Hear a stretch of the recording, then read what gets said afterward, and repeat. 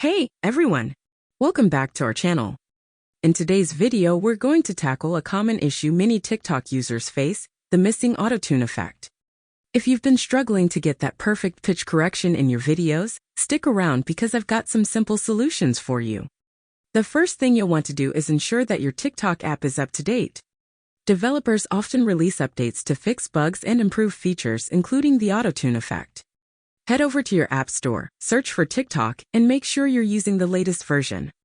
If the issue persists, consider uninstalling and reinstalling the TikTok app. Sometimes a fresh installation can solve underlying problems. Remember to log in again after reinstalling. And there you have it, folks.